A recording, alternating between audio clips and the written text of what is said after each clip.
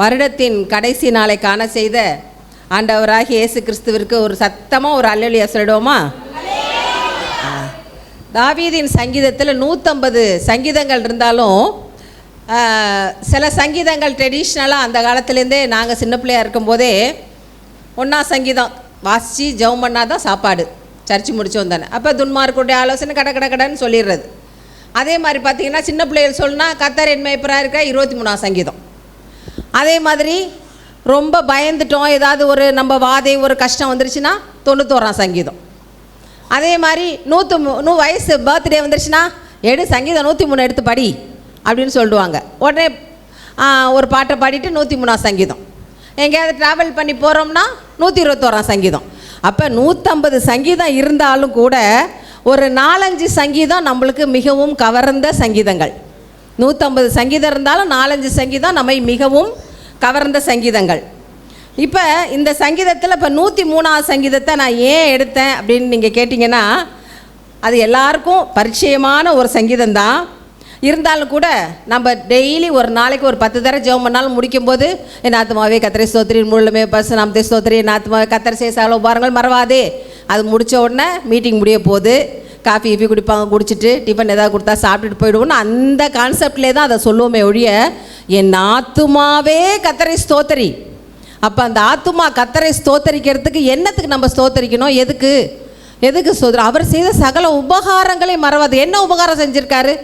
அவரை தோத்தரிக்கிறதுக்கு அவர் என்ன நமக்கு உபகாரம் செஞ்சுருக்காரு அப்படின்னா, அந்த 103ஆவது சங்கீதத்தில் தாவீதின் சங்கீதத்தில் தாவீது சொல்கிறாரு, என் ஆத்துமாவே கர்த்தரை ஸ்தோத்தரி, என் முழு உள்ளமே, என்னோட முழு உள்ளமே அவருடைய பரிசுத்த நாமத்தை ஸ்தோத்தரி, என் ஆத்துமாவே கர்த்தரை ஸ்தோத்தரி, அவர் செய்த சகல உபகாரத்தையும் மறவாது. ஏன் அவர் செய்த சகல உபகாரம் நமக்கு என்ன அப்படின்னு பார்த்தீங்கன்னா, இந்த 3ஆம் வசனம் 4ஆம் வசனம் 5ஆவது வசனம் பாருங்களேன். இந்த ஜனவரி மாதம் 2023 துவங்கி இந்த டிசம்பர் மாதம் 31ஆம் தேதி வரைக்கும் உன் அக்கிரமத்தை எல்லாம் இப்போ வரைக்கும் நீ செஞ்ச அக்கிரமம் எல்லாத்தையும் மன்னிச்சிட்டார். அப்போ நம்ம என்ன செய்யணும்? அவரை ஸ்தோத்தரிக்கணும். உன் நோய்களை எல்லாம் குணமாக்கிட்டார். இன்றைக்கி வரைக்கும் 2023 இன்றைக்கி வரைக்கும் நோய் இல்லாதனால தானே உட்காந்துருக்கோம். நம்ம எடுத்துக்கொண்ட மாத்திரைகள், நம்ம பார்த்த டாக்டர், நம்ம உடல்நிலை எல்லாத்தையும் கடவுள் நம்ம கியூர் பண்ணி கொடுத்தாரு. அப்போ நோய்கள் எல்லாம் சுகமாக்கிட்டாரே, அப்போ நம்ம அவரை ஸ்தோத்தரிக்கணுமா இல்லையா? முழு ஆத்துமத்தோடு நம்ம ஸ்தோத்தரிக்கணும். உன் பிராணனை அழிவுக்கு மீட்டார். சென்னையில் பார்த்தீங்களா வெள்ளம், தூத்துக்குடியில், திருச்செந்தூரில், எங்கே பார்த்தாலும் வெள்ளம். எவ்வளோ பெரிய அழிவு நம்ம தேடி போகணும் இல்லை, நிற்கும் போதே சும்மா மோதிட்டு போவான். அப்போ நம்ம பிராணனை எல்லா அழிவுக்கும் விலக்கி மீட்டு இந்த நாளில் நான் இங்கே நிற்கிறதுக்கும் நீங்கள் அங்கே உட்கார்றதுக்கும் கடவுள் கிருபை செஞ்சுருக்காரு. அதுக்காக நம்ம ஆத்துமா கர்த்தரை கட்டாயம் ஸ்தோத்தரிக்கணும்.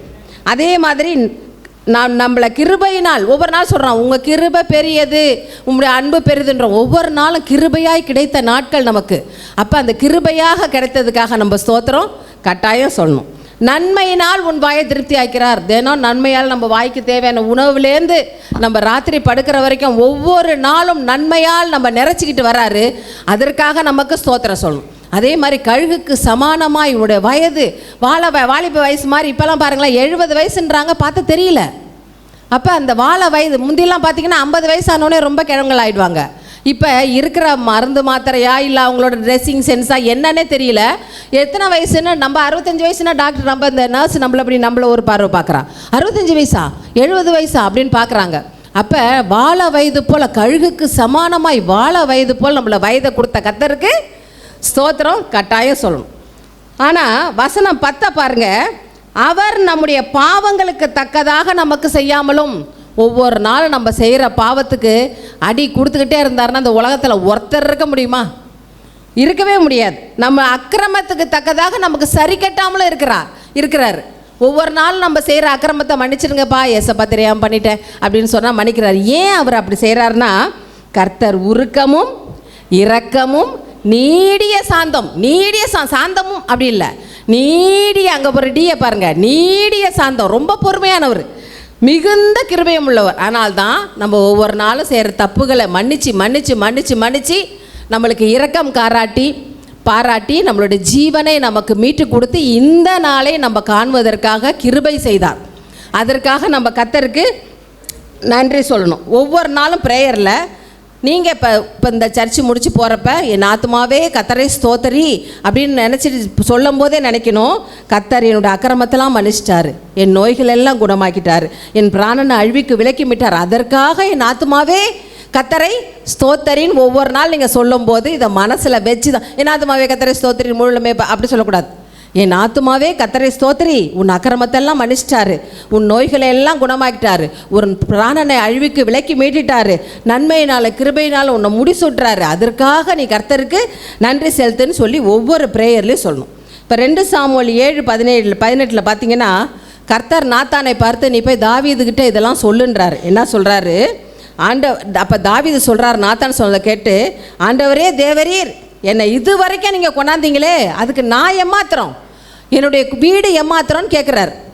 அப்போ நான் ஏமாத்திரம், நம்மளுக்கு 5 வயசாக இருக்கலாம், 10 வயசாக இருக்கலாம், 70 வயசாக இருக்கலாம், 60 வயசாக இருக்கலாம், இது வரைக்கும் நம்ம ஆரம்பித்த வயசுலேருந்து இந்த வயது வரைக்கும் இந்த நாள் இந்த நிமிஷம் என்னை இங்கே கொண்டாந்து நிற்க வச்சுருக்கீங்களே, அதுக்கு நான் ஏமாத்திரம், என்னுடைய வீடு ஏமாத்திரம் அப்படின்னு சொல்லி ஒவ்வொரு நாளும் நம்ம ஜெபத்திலே வைத்து நம்ம இதை துதிக்கணும். கர்த்தரை யாரெல்லாம் துதிக்கலாம்? கர்த்தருடைய வார்த்தையை கேட்டு நடக்கிற அவருடைய தூதர்களே அவரை ஸ்தோத்தரியுங்கள். கர்த்தருக்கு பிரியமானதை செய்கிற அவருடைய பணிவிடைக்காரரான சர்வ சேனைகளே அவரை ஸ்தோத்தரியுங்கள். கர்த்தர் ஆளுகை செய்கிற எல்லா இடத்திலும் உள்ள சகல கிரியைகளே அவரை ஸ்தோத்தரியுங்கள். என் ஆத்துமாவே கர்த்தரை ஸ்தோத்தரி. அதே மாதிரி 104ஆம் சங்கீதத்தில் எடுத்த உடனே என் ஆத்துமாவே கர்த்தரை ஸ்தோத்திரி. 104ஆம் சங்கீதம் முடிகிற இடத்துல பார்த்தீங்கன்னா என் ஆத்துமாவே கர்த்தரை ஸ்தோத்திரி. அதனால் நம்முடைய ஆத்துமா கர்த்தரை தினம் ஸ்தோத்தரித்து கொண்டே இருக்கணும். ஏன்னா இந்த வருடத்தின் கடைசி நாளை காண செய்த கர்த்தருக்கு நம்ம ஒவ்வொரு நாள் நன்றி செலுத்தணும். ஒவ்வொரு நாளும் என் ஆத்துமாவே கர்த்தரை ஸ்தோத்தரின்னு நீங்கள் சொல்லும் போதெல்லாம் இந்த நன்மைகள்லாம் நமக்கு செஞ்சுருக்காரே நினச்சி என் ஆத்துமாவே கர்த்தரை ஸ்தோத்திரி, என் முழு உள்ளமே அவருடைய பரிசுத்த நாமத்தை ஸ்தோத்திரி, என் ஆத்துமாவே கர்த்தரை ஸ்தோத்திரி. கர்த்தர் செய்த சகல உபகாரங்களே, எங்கள் அப்பா அந்த இதை சொல்லும்போது சகல உபகாரங்களே மறவாதேன்னு சொல்லி 3 தடவை சொல்வார். ஏன் பண்ணால் அந்த உபகாரங்கள்லாம் மறக்கக்கூடியதில்லை. அதனால் நாங்கள் மறவாதேன்னு சொல்லிட்டு டக்குன்னு முடிச்சுட்டு எங்கள் அப்பாவை பார்ப்போம். அப்போ மறவாதேன்னு 3 தடவை சொல்வார்.